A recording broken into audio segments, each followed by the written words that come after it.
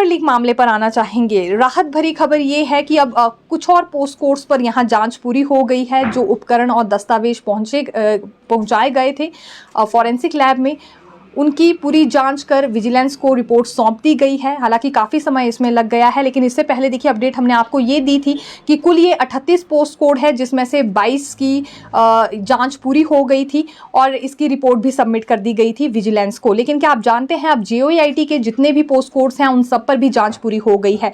उनके जितने भी दस्तावेज या उपकरण हैं सब पर जाँच पूरी करने के बाद स्टेट फॉरेंसिक लैब की ओर से विजिलेंस को रिपोर्ट सबमिट कर दी गई है।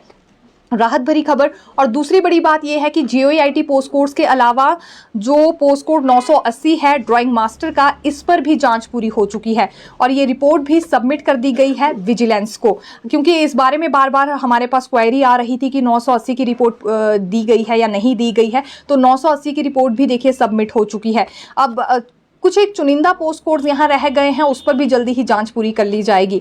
हालांकि बड़ी बात यह है कि जो देखिए मंडी में फॉरेंसिक लैब है, उस फॉरेंसिक लैब की ओर से भी अपना काम पूरा कर लिया गया है। जो दस्तावेज और उपकरण मंडी लैब को दिए गए थे उस पर जांच पूरी कर रिपोर्ट कुछ दिन पहले ही सबमिट कर दी गई थी। और धर्मशाला में भी जो प्रयोगशाला है वहाँ से भी दस्तावेजों की और उपकरणों की जांच पूरी कर ली गई थी। इसमें समय इसलिए लग रहा है क्योंकि आरोपियों से जितने भी मोबाइल फ़ोन या लैपटॉप या डिस्क कार्ड जब्त की गई थी, देखिए उसकी जांच और परीक्षण में काफ़ी ज़्यादा समय लग जाता है। और दूसरी बड़ी बात यह है कि यहाँ वॉइस मैचिंग और OMR शीट्स की भी जाँच की जा रही है।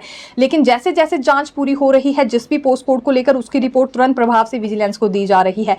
तो ये JOAIT के अभ्यर्थियों के लिए हम राहत भरी खबर लेकर आए हैं। जितने भी पोस्ट कोड्स हैं JOAIT के और जिसमें कि पेपर लीक होने की संभावना जताई गई थी, FIR दर्ज हुई थी, अब उन सभी मामलों को लेकर यहाँ रिपोर्ट सबमिट हो चुकी है विजिलेंस के पास। विजिलेंस अब अपना काम करेगा और उसके बाद रिजल्ट इन मामलों में जल्दी ही घोषित कर दिया जाएगा। विशेष तौर से अगर JOAIT पोस्ट कोड 817 की हम बात करें, क्योंकि देखिए इस बारे में तो जवाब भी मांगा जा रहा था।